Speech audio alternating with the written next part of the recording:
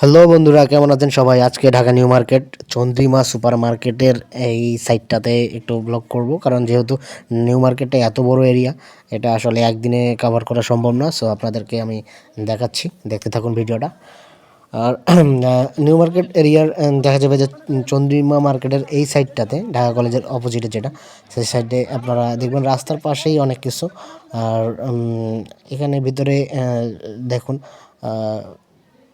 আমি ঘুরছি, যে স্যান্ডেলের দোকান, তারপর কাপড়ের দোকান, সব জায়গায় প্রচুর পরিমাণ ভিড় আর মানুষ এত পরিমাণ থাকে, আপনারা আসলে দেখতে পারবেন। আর আমিও একটু খুঁজতেছি, দেখি যদি কিছু নেওয়ার মতো থাকে। দেখেন আমি ঘড়ির দোকানে আসছি। তারপর এখানে মসজিদ আছে, এই মসজিদটার দেখেন কত সুন্দর মসজিদটা, বাইরের গেট আপটাই। এবং চন্দ্রিমা মার্কেটের ওই নিচ তলায় এই সাইডে আমরা গৃহস্থলীর বা ঘরের সাজানো শোপিসগুলো, এই সাইডটা আসলে অসাধারণ। আপনারা অনেক সুন্দর সুন্দর শোপিস এখানে পাবেন নিচতলায়।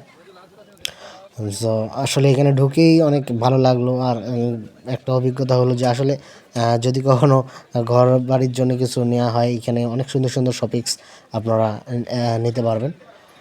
দেখুন ভিডিওটা আসলে, এই দেখুন কত সুন্দর সুন্দর শপিস।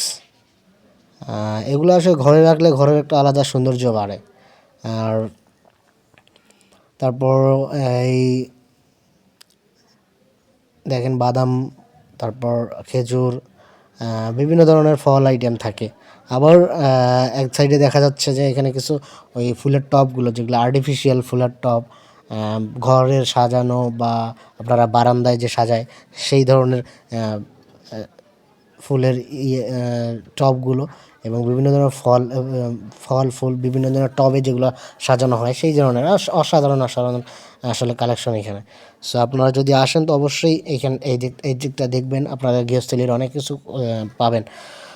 সো আজকে বেশি দূর ঘুরিনি, এদিকেই বেশি সময় দিতে শেষ হয়ে গেছে সময়, অনেক রাত হয়ে গেছিলো। তারপর আসলে যেহেতু আসছি, একটু খাওয়া দাওয়া করব, একটু নাস্তা টাস্তা করে চলে যাব। সো এদিকে আসলে অবশ্যই দেখবেন যে কিছু দোকান, নাস্তার দোকানও ভিতরে রয়েছে, সেখানে আমি অবশ্যই হালকা পাতলা নাস্তা একটু করে নিয়েছি। এই নাস্তা করার পর অবশ্যই চলে যাব।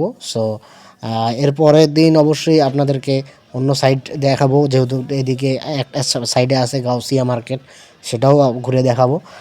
ততক্ষণ পর্যন্ত ভালো থাকবেন সবাই, এবং ভিডিওটা দেখে কেমন লাগলো সেটা জানাবেন। এবং আবার দেখা হবে নতুন কোনো ভিডিওতে।